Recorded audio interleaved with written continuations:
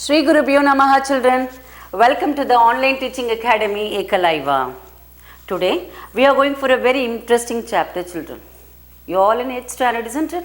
You should know a very important topic as far as our freedom struggle is concerned. Right?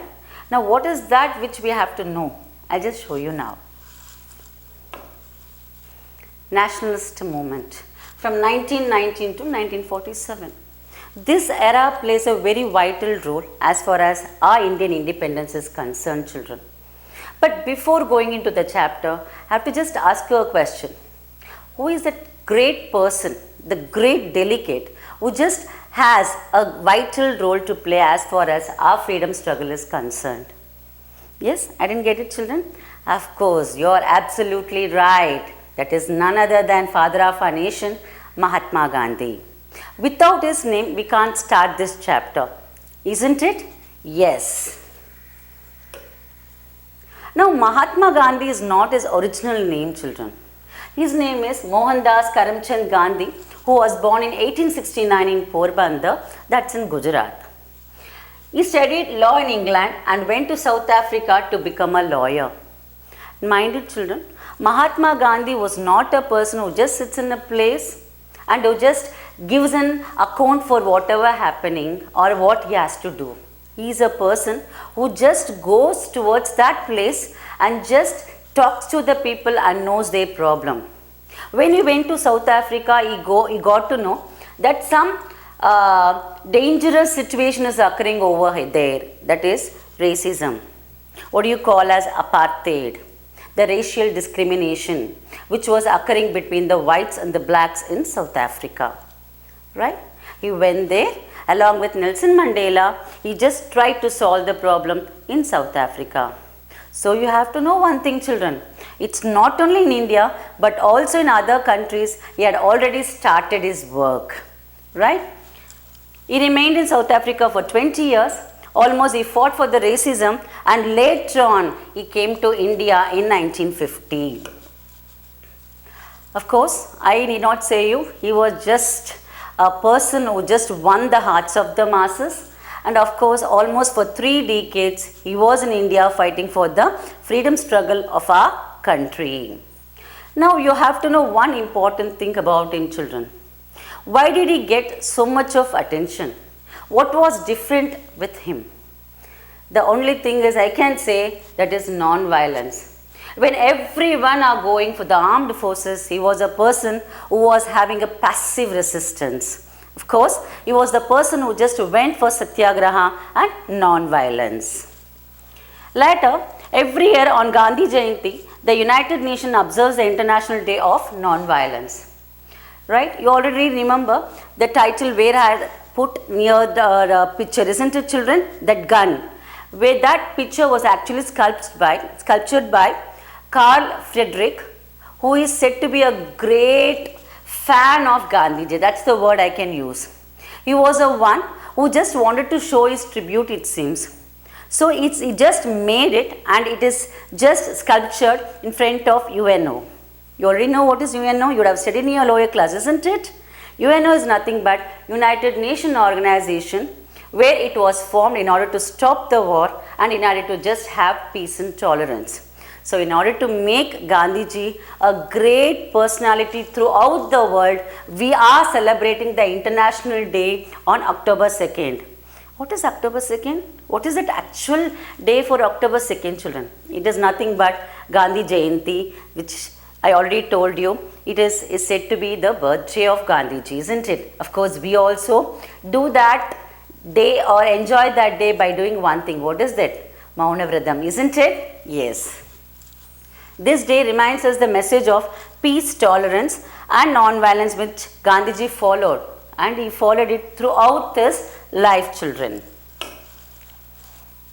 Yes, Gandhiji is said to be a trendsetter because no one can do it easily, stating that being a non-violence or being a satyagraha throughout their life. But he was there throughout his life and he was keeping up his promise till his death. Okay, it is very easy to preach, children, but follow it, it is really difficult. Of course, Gandhiji followed it. Now in 1919, Gandhiji became actively involved in the nationalist movement, and after that for the next 2 decades he was very much there as far as nationalist movement is concerned. So we call this era as Gandhian era. Of course, the weapon of Gandhiji is Satyagraha. Satyagraha plays a very vital role as far as our Indian history is concerned, children. The one thing is, through Satyagraha, Gandhiji was able to achieve lot of things. You might ask me, how is it possible? It is possible. Gandhiji has achieved it. Yes. So you can know that from 1915 to 1918, you can just see lots of Satyagraha movement was done by Gandhiji, and of course not only doing it, he was able to solve the problem also. We are going to see 3 incidents whichever made Gandhiji to solve the problem through Satyagraha. Now what is it? The first incident is Champaran Satyagraha, children. Gandhiji fought for the rights of poor indigo cultivators. So we already know that indigo is said to be such a plant where the fertility of the soil is reduced. So he was the first person to just fight against those for the sake of indigo cultivators against the Britishers, right? Then second one is Ahmedabad Satyagraha, that is Gandhiji took up the cause of the poor mill workers in Ahmedabad. The third incident is Kheda Satyagraha, which occurred in Kheda. Gandhiji championed the cause of peasants who could not pay their taxes due to the failed harvest, and you had some epidemic diseases occurring over there.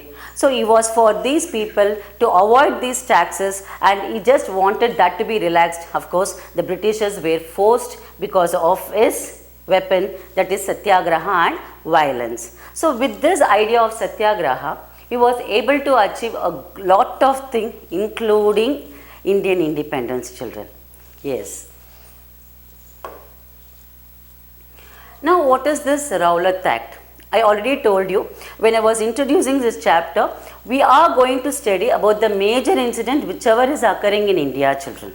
Isn't it? So I just said about the idea of Satyagraha, where he was able to achieve the 3 Satyagrahas which occurred in Champaran, Kheda and Ahmedabad.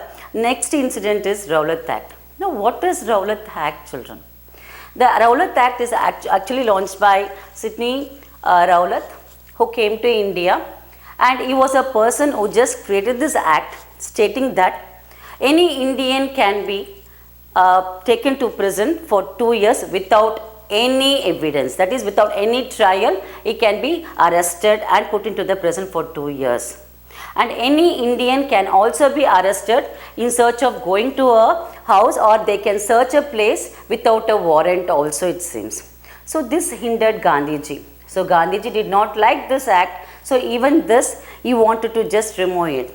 So Gandhiji fought for this act, and there were hartals, the closure of the shops and offices as a mark of protest, and of course you can see a lot of firing went on over there, lathi charge went on over there, and many people were punished during this time. The second, this is just a continuation of this Rowlatt Act, children. You can see this Jallianwala Bagh massacre. Of course, even to this day, this day is considered as a very tragic day for our Indian history, children. Okay, actually this occurred in Amritsar, which is in Punjab. So on 13th April 1919, people gathered at Jallianwala Bagh. Bagh means a garden like.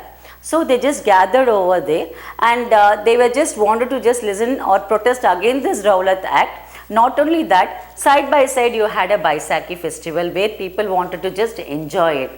But you had this General Dyer who came there, who just closed the exit door of this Bagh, and finally we can see this massacre occurring. Almost hundreds of people died because of the firing of Britishers.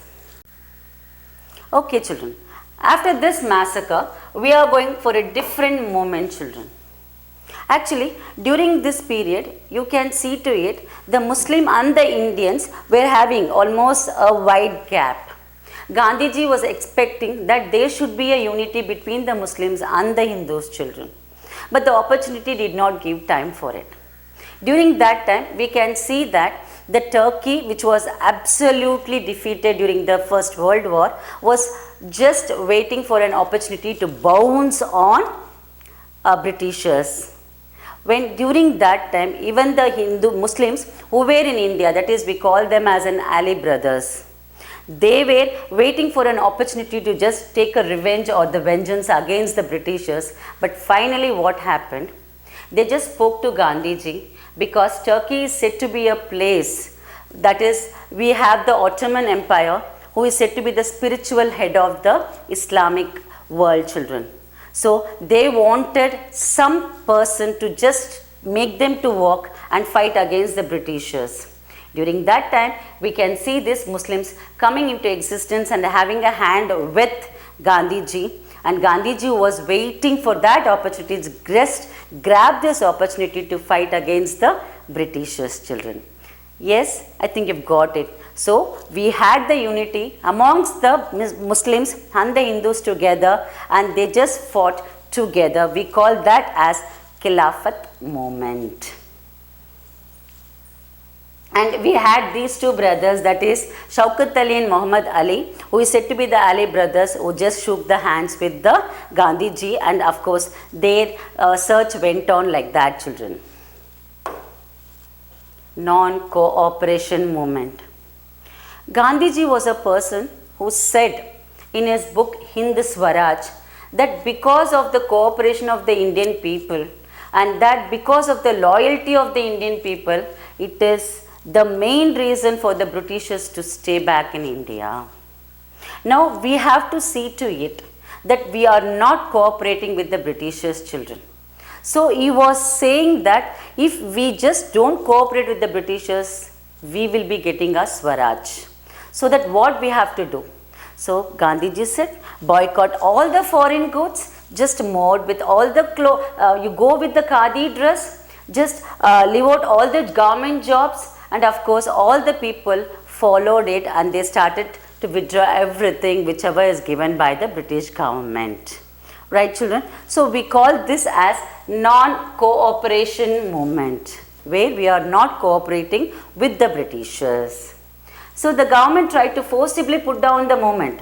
So even they were on the other side who were just trying to suppress us. But what happened ultimately, we just saw to it that our goal is being reached. Whatever they are doing, we are trying at our level best to just suppress it, children. The Chauri Chaura incident. Of course, I already told you that Gandhiji was against violence, but you can't make all the people to do it. Some people will be very much aggressive, isn't it? When you had the incident of non-cooperation movement, but during that time we can see some of the police person just hitting the Indians could not just have that attitude of just suppressing themselves with that pain. They showed that anger by just burning the police station. They just fired it and burst it out, and we had almost 22 policemen dying because of it. Gandhiji did not like this incident, children. He was very much against it, and he got to know that if we have a mass of people, we have to train them properly, otherwise we will get the repercussion like this. Okay? The Swaraj Party. When Gandhiji withdrew the non-cooperation movement, some of the people who were in Congress itself did not like that. They wanted Swaraj. Why they didn't like it, even though they were a follower of Gandhiji? Because they said that if we wanted to just dodge or dominate the Britishers, it is important that we have to be against them in the party itself. If it is not there, they will be having their own dominion status. So even they were right at their own point of view. So Gandhiji, when he just said to stop the non-cooperation movement, we had this C.R. Das, Motilal Nehru was very much against it, and they wanted to just be in that non-cooperation movement and just have this Swaraj Party. The Simon Commission. In November 1927, you had this commission where you can see Simon to evaluate the status of constitutional reforms introduced by the Government of India Act, that is 1919. But what happened when he just held that commission, not even a single Indian was there. This really irritated the Indian people. He wanted to just show that irritation. The Indian people said by just having this type of strike stating that Simon go back, where is that? He was made to just move from India because not even one Indian was there in his commission. Then finally you have this Purna Swaraj, children. Purna Swaraj means it's nothing but full independence, where you can see a committee demanding almost a dominion status for the Indian people, where these Britishers people will not interrupt in between. And of course in December 1921 a Lahore session was made, and of course they tried to just promulgate this Purna Swaraj. On 31st December a newly adopted tricolor flag was hoisted over here, children.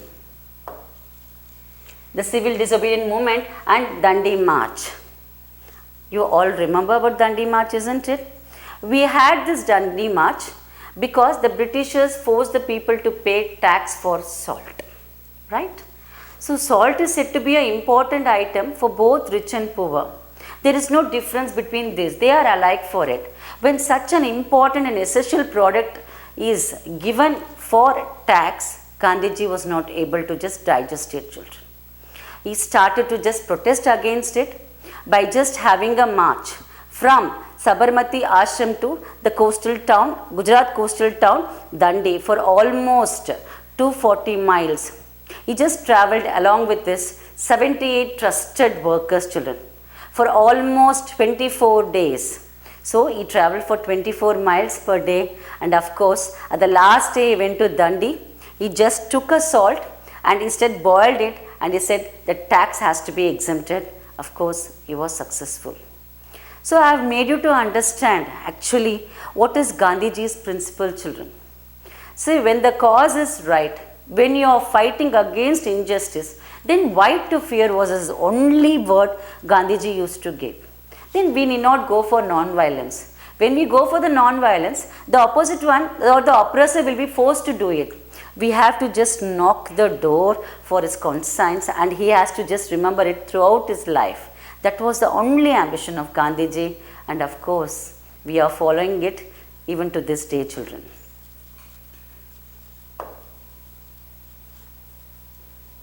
Of course, this is the situation where you can see Gandhiji taking the salt from Dandi, children. Yes, these are the expected question. What does the term Satyagraha mean? What was the Rowlatt Act? What horrific incident did it result in? What was the non-cooperation movement? Why did Gandhiji call it off? Okay, children, this is just a first session. We will be continuing with this chapter in the second session also. Okay. Yeah. Then to receive our online lesson, please press the subscribe button and you will receive the latest update, children. Thank you. Wear this mask. See that you are just having this mask. Be careful. Yes, thank you, and Jai Hind, children. Thank you very much.